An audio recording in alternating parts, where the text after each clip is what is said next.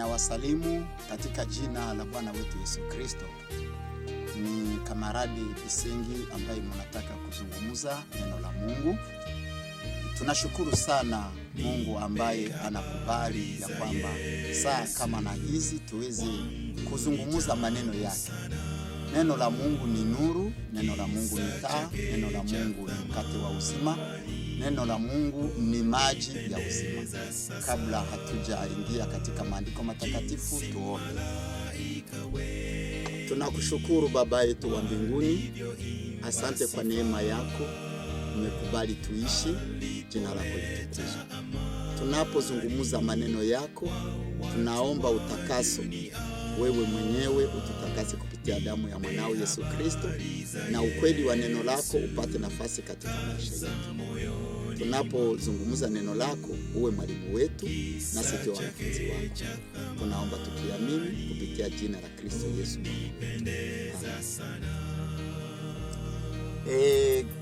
Kichwa cha somo letu kinasema nguvu ya Roho Mtakatifu inahitajika. Nguvu ya Roho Mtakatifu inahitajika.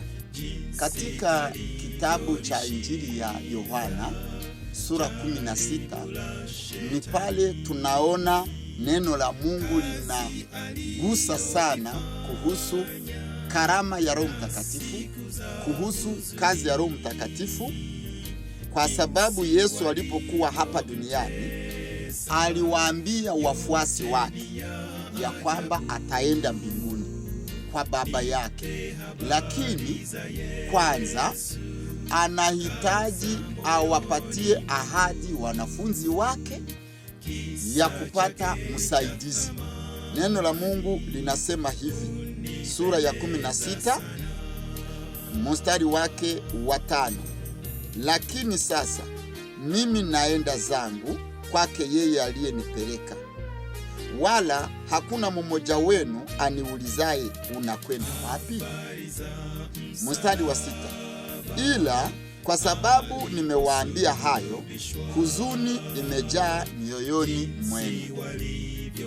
Yesu, wanafunzi wake walikuwa wanapendezwa na kufurahi kuwa pamoja nao, kwa sababu shida zao zote Yesu alikuwa akizimaliza. Walipokuwa naoga, Yesu alikuwa akiwafariji na kuwatuliza. Walipokuwa wanakabiliana na dhoruba, Yesu alikuwa anatuliza dhoruba. Wagonjwa walipokuwa wakiwafikia magonjwa yale magumu, Yesu mwenyewe alikuwa akiponya magonjwa ambayo wanafunzi wake wameshindwa kuponya. Wakati ulipofika, Yesu akawaambia, mimi naenda zangu kwa yeye aliyenipeleka ama aliyenituma, lakini naona mioyoni mwenu mna huzuni. Ila nawaambia neno lifuatalo, mstari wa 7: lakini mimi nawaambia iliyo kweli, yawafaa ninyi mimi niondoke. Kwa maana mimi nisipoondoka, huyo msaidizi hata kuja kwenu, bali mimi nikienda zangu nitampeleka kwenu. Msaidizi ambaye ni ahadi ilikuwa ni Roho Mtakatifu. Mstari wa 8: naye akisha kuja, huyo atauhakikisha ulimwengu kwa habari za dhambi na haki na hukumu. Ulimwengu ni ulimwengu wa dhambi, lakini unahitaji haki, na kama hautakubali haki, kuna hukumu. Hapa kuna mambo matatu: ni dhambi ambayo ni asili ya ulimwengu, ni haki ambayo ni karama inayotoka mbinguni kupitia kwa Yesu Kristo, ni hukumu kwa wale ambao watakuwa waovu, waasi, watakao kataa hiyo haki.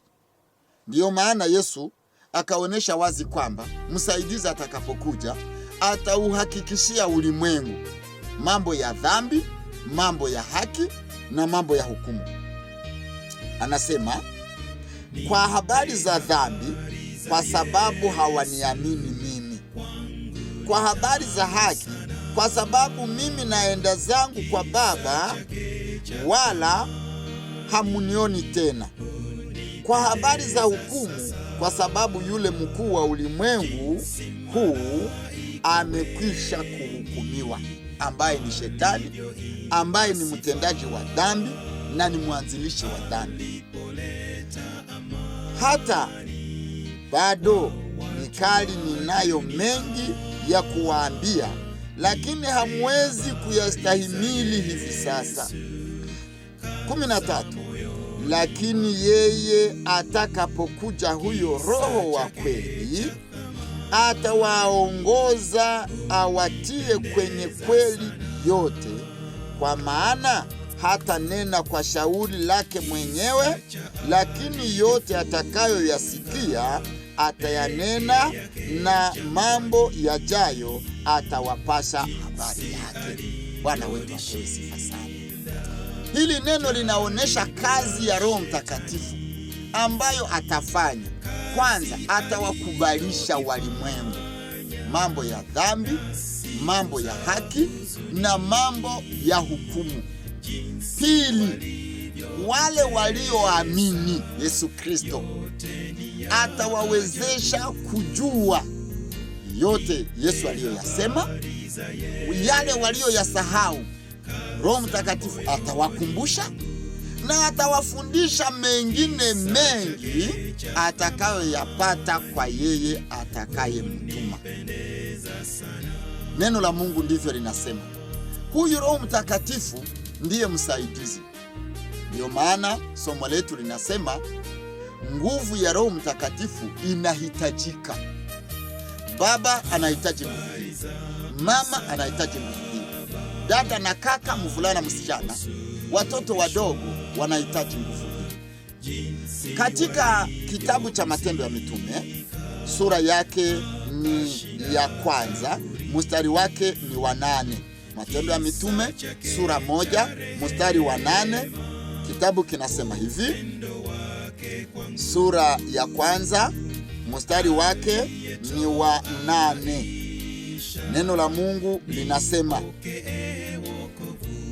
sura ya 1 Matendo ya Mitume mstari wa 8, lakini mutapokea nguvu akiisha kuajilia juu yenu Roho Mtakatifu, nanyi mutakuwa mashahidi wangu katika Yerusalemu na katika Uyahudi wote na Samaria na hata mwisho wa nchi. Bwana wetu apewe sifa. Yesu alionyesha wazi ya kwamba huyu msaidizi ambaye atawakujia waamini, mimi na wewe tunayeamini neno la Mungu kweli kweli, sio kijuujuu. Yesu anasema ya kwamba mutakapompokea huyo, mutapokea nguvu, nanyi mutakuwa mashahidi kushuhudia. Sio kwa maneno tu, tutashuhudia kwa maneno bila uoga, na kwa matendo pia. Maajabu, maishara za kweli, sizo za uongo, kwa sababu wacha Mungu wanafanya maishara, na watumishi wa shetani pia wana roho za kufanya maishara. Watu wengi wanaotegemea tu kuona ishara zimefanyika bila kuangalia zinatokana na nguvu gani, watapotea katika ulimwengu wa leo. Unaweza kupotea kwa sababu umeona ishara, umeona nguvu nyingi, lakini haukutafakari hizi ishara zimefanywa na nguvu za Mungu au zimefanywa na nguvu za shetani. Kwa sababu nguvu za Mungu zinafanya ishara kupitia watumishi wake, wacha Mungu, washikao amri zake, wanaoamini kweli kweli Yesu Kristo kama mwokozi wa maisha yao. Lakini wale wanaosema kwamba wanaamini Yesu lakini wanavunja amri zake, mara ni walevi, mara ni wazinifu, mara ni waongo, mara ni wenye kiburi. Unaona kwamba hakuna mabadiliko katika maisha yao. Wanapinga amri za Mungu. Hao ijapokuwa watafanya maishara na maajabu hata kwa jina la Yesu Kristo, lakini kwa sababu hawaendani na amri za Mungu ipasavyo, ishara hizo zitakuwa ni za uongo. Ndiyo maana tuangalie nguvu ya Roho Mtakatifu vile Yesu ameiahidi na vile imetokea ikatimia. Katika Matendo ya Mitume sura yake ya 2 mstari wake ni wa 1, neno la Mungu nasemaje? Hata ilipotimia siku ya Pentecost, hiyo ni siku ya 50, walikuwako wote mahali pamoja. Kukaja ghafula toka mbinguni uvumi kama uvumi wa upepo wa nguvu ukienda kasi, ukaijaza nyumba yote waliokuwamo wameketi. Kukawatokea ndimi zilizogawanyikana kama ndimi za moto uliowakalia kila mmoja wao. Wote wakajazwa Roho Mtakatifu. Amina. Wakaanza kusema kwa lugha nyingine kama Roho alivyowajalia kutamka. Amina. Na walikuwako Yerusalemu Wayahudi wakikaa, watu wataua Wayahudi, watu wa kila taifa chini ya mbingu. Basi sauti hii iliposikiwa, makutano walikutanika, wakashikwa na fadhaa, kwa kuwa kila mmoja aliwasikia wakisema kwa lugha yake mwenyewe.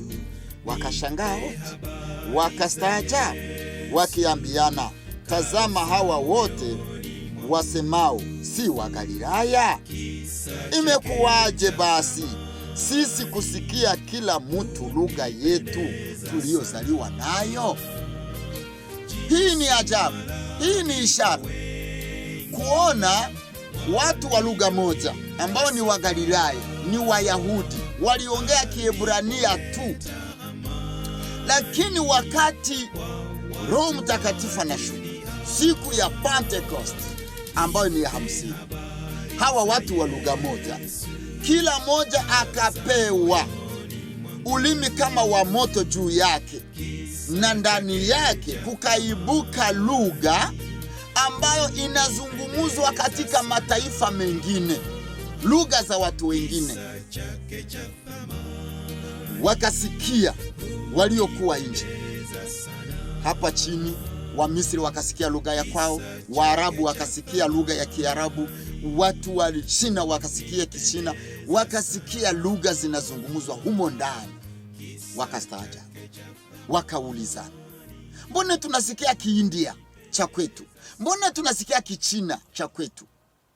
Ndugu zangu, kama vile nimekwisha kusema, watu wanaotegemea tu ishara na maajabu bila kuangalia na kutafakari ishara hizi zinatoka kwa Mungu ama zinatoka kwa Shetani. Kwanza ni kuangalia mwenye kufanya maajabu, ishara hizo, tabia zake, mwenendo wake, imani yake ni sahihi kweli, iko pamoja na maandiko, kwa sababu nguvu ya Roho Mtakatifu inahitajika. Shetani naye anajua kwamba wafuasi wa Kristo wanahitaji nguvu hiyo. Ndiyo maana naye kwa upande wake wa kushoto, upande wake wa giza, anaandaa mbinu zote, nguvu zake zote, ili aweze kufanya maishara na maajabu za uongo, tena kwa jina la Yesu, ili wale watu wasiotafakari waweze kufikiri ya kwamba nguvu hizo zinazofanya maajabu na maishara ya kwamba zinatoka kwa Mungu. Kumbe tutafakari. Hawa watu waliokuwa nje, ambao walikuwa wamepinga Kristo, wakapinga wanafunzi wake, na siku ya Roho Mtakatifu, siku ya Pentecost, walipinga nguvu hiyo ambayo imeshuka kutoka mbinguni. Chini Biblia inasema kwamba kwa kusemezana kwao walisema hawa walio ndani wamelewa kwa mvinyo. Ndugu zangu, usiweze kutweza nguvu ya Mungu, usiweze kutweza nguvu ya Roho Mtakatifu. Nguvu ya Roho Mtakatifu inatoka kwa Mungu, lakini nguvu ya Roho Mtakatifu nguvu ambayo inafanya maishara na maajabu bila kujali ya kwamba nguvu hiyo inatoka kwa Mungu, basi hiyo itatoka kwa Shetani. Maandiko matakatifu yanatuonyesha wazi ya kwamba manabii walitazama kazi ya Roho Mtakatifu wakailinganisha na mvua ambayo inawanyeshea wakulima wakati wa kupanda mbegu. Hiyo ndiyo mvua ya kwanza, inaitwa mvua ya mvuli. Alafu wakaangalia mvua inayokuja wakati wa mavuno, mazao ya nchi yanapoonesha mavuno, hapo hiyo ikaitwa mvua ya masika. Hizo mvua mbili ndizo zinalinganishwa na Roho Mtakatifu kwa waamini. Wewe na mimi tunapoamini neno la Mungu, tunapoamini Kristo kama mwokozi wa maisha yetu, tunapokubali kubadilika, tunapokubali neno la Mungu, tunapata mvua ya mvuli. Baada ya kupata hiyo mvua ya kwanza ambayo ni ya mvuli, ndipo baadaye tunangojea mvua ya masika ambayo itatufanya kuzaa matunda yapatanayo na toba. Katika kitabu cha nabii Zekaria sura yake ya 10, kitabu cha nabii Zekaria sura yake ya 10, neno la Mungu mstari wa kwanza linatuambiaje? Zekaria nabii sura yake ni ya 10. Neno la Mungu linasema maneno yafuatayo. Sura ya 10 mstari wa kwanza, neno la Mungu nasema hivi: mwambieni Bwana, muombeni Bwana mvua kwa wakati wa masika.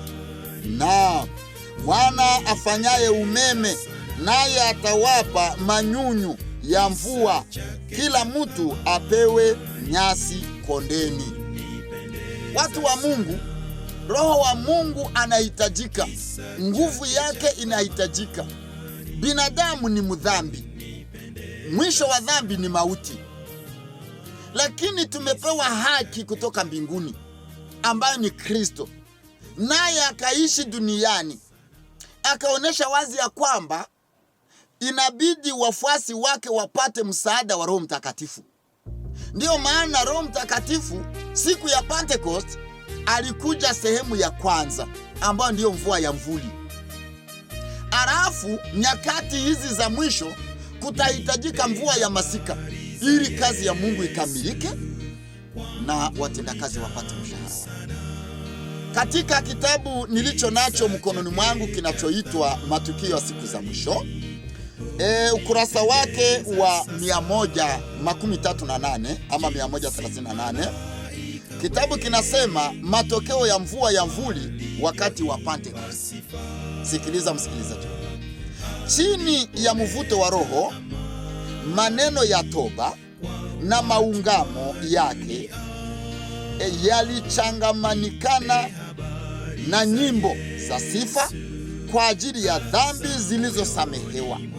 Maelfu waliongolewa siku moja.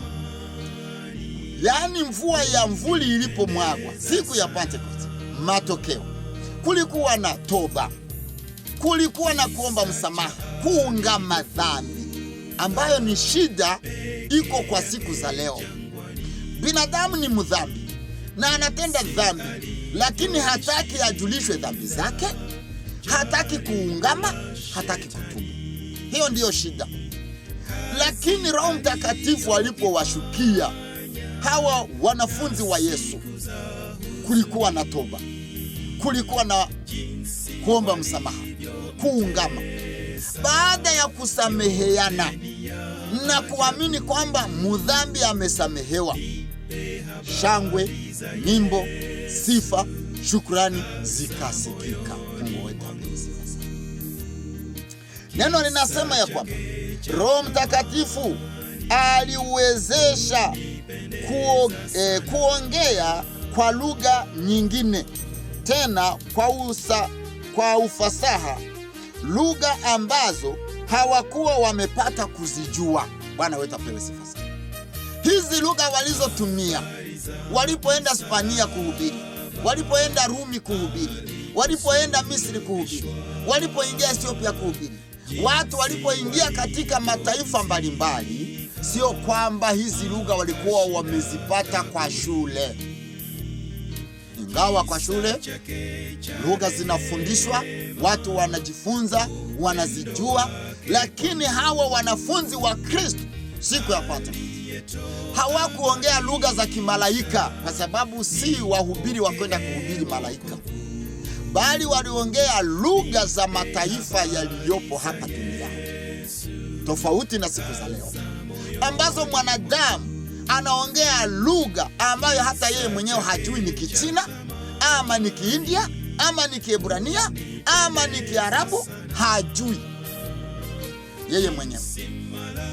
Neno la Mungu linaonyesha wazi ya kwamba lugha ambazo walio na Roho Mtakatifu watazipokea ni lugha ambazo zitawafalia mataifa mengine dunia, ambazo wahubiri watazitumia kuhubiri katika mataifa. Neno la Mungu nasema kwamba Roho Mtakatifu aliwafanya kile ambacho wasingeweza kukifanya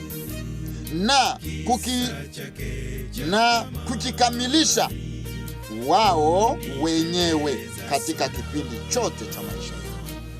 Kumbe kuna mabadiliko yaliyotokea. Walibadilishwa, wakawezeshwa kufanya kile ambacho wasingeweza kukifanya wakati wote wa maisha yao.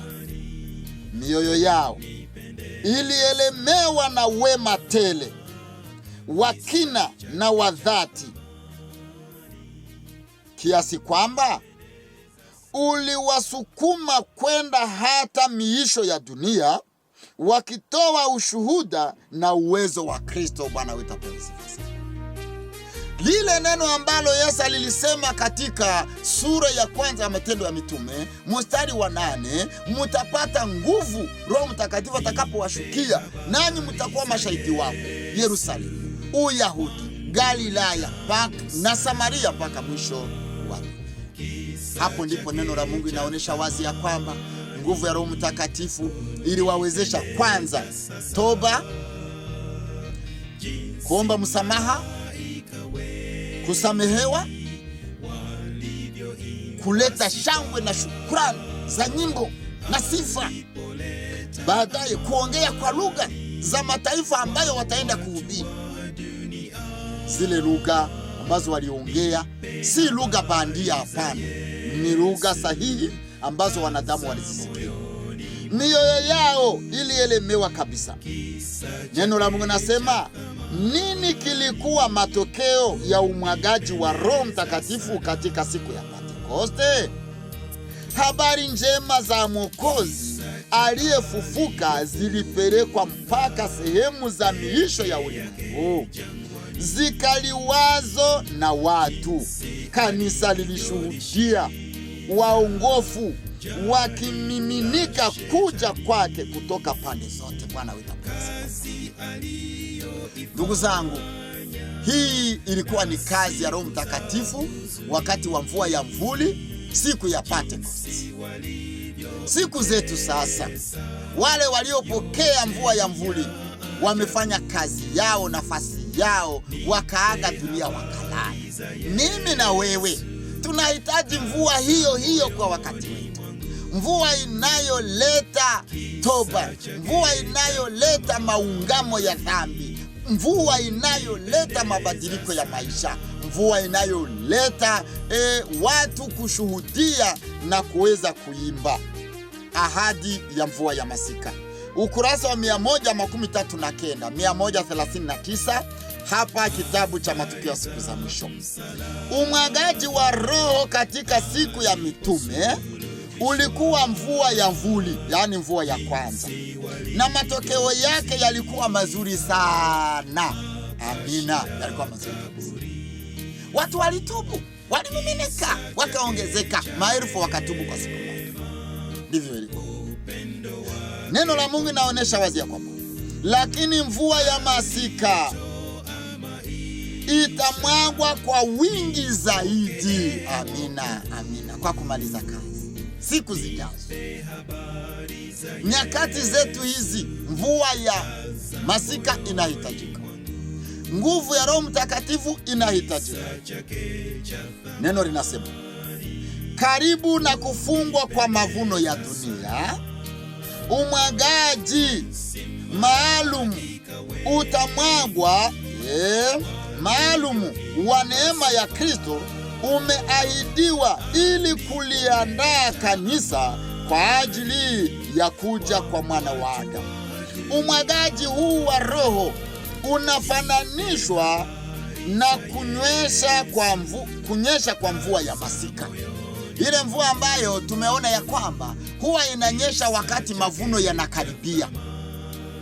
Wakati maharagwe yanakaribia kukauka, wakati mahindi yanakaribia kuvunwa kukauka, wakati ngano zinakaribia kuvunwa, wakati mimea imekwisha kupata mbegu ndani, inahitaji mvua ya kuikuza ili jua la kukausha likija, zile mbegu za ndani ziwe zimekuwa, zimekomaa.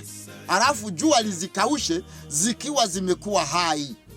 Kwa sababu mbegu inapokauka ikiwa haijakomaa, haikui hai, inaharibika. Ndio maana kunahitaji mvua ya kuikuza, alafu baada ya mvua kuna kuwa jua ya kuikomalisha iwe ngumu, alafu ikauke, mavuno yafanywe. Neno la Mungu nasema ya kwamba kabla ya mapatilizo ya hukumu za Mungu duniani, kutakuwako na miongoni mwa watu wa Bwana uamsho wa uchaji wa Mungu wa zamani ambao haujawahi kushuhudiwa tangu nyakati za mitume. Roho na uwezo wa Mungu vitamwagwa juu ya watoto wake. Mungu apewe sifa sana. Hii ndiyo ahadi. Kabla hukumu za Mungu hazijamwagwa, hukumu zitakuja. Watu watahukumiwa. Moto utawaka. Watu wataungua kabisa. Wale waovu, wale waasi. Kumbe neema ya Mungu ndio inatangulia. Sababu Mungu hataki tuokolewe kwa uoga. Hapana. Anataka tuokolewe kwa imani, tuokolewe kwa neema. Usimtafute Mungu sababu ya kuogopa moto. Hapana. Tafuta Mungu sababu anakupenda na wewe unampenda. Tafuta Mungu sababu amekuwa na neema kubwa kwako na kwangu. Ameupenda ulimwengu akatoa mwanae wa pekee ili kila mtu amwaminie asipotee bali awe na uzima wa milele. Ndiyo tunasoma katika Injili ya Yohana sura yake ya 3 mstari wa 16. Hapa tunaona mvua mbili. Tunaona mvua ya mvuli siku ya Pentecost. Tunaona mvua ya masika mbele ya hukumu, kabla ya hukumu za Mungu kufika duniani. Mapigo 7 mbele ya mwagwe, kazi ya Mungu mbele imalizike. Mimi na wewe tunahitaji nguvu ya Roho Mtakatifu. Mimi na wewe tunahitaji mvua ya masika. Tunaposoma kitabu nilichonacho mkononi kinachoitwa Huduma ya Mkristo, sura ya 25, yani 25. Sura ya 25, kitabu kinasema kuhusu Roho Mtakatifu, ahadi. Kitabu kwenye ukurasa wa 250. Kwetu leo, kama ilivyokuwa kwa wanafunzi wa awali, ahadi ya Roho ni yetu. Mungu atawapatia leo wanaume na wanawake nguvu kutoka juu, kama alivyowapatia wale ambao siku ya Pentecost walisikia neno la wokovu. Katika saa hii Roho wake wa neema na neema yake huwaelekea wale walio na hitaji hilo, na watampata Mungu katika neno lake. Mungu apewe sifa. Mungu si muongo. Mungu ni mkweli. Mungu ni muwazi, ni mwenye upendo, ni mwenye neema.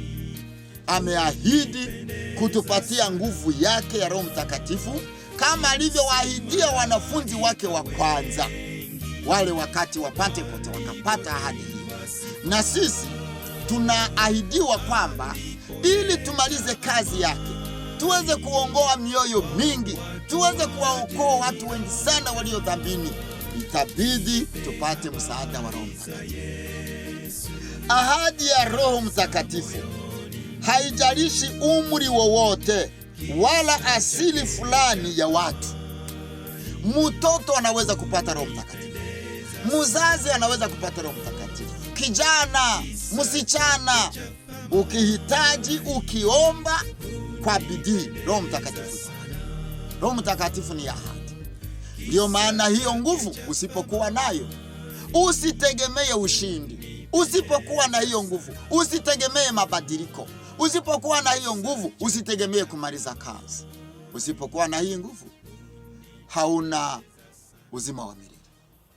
Neno la Mungu nasema ya kwamba Kristo alitamka kwamba mvuto wa mbinguni wa Roho wake ulitakiwa kuwa kwa wafuasi wake hadi mwisho. Amina.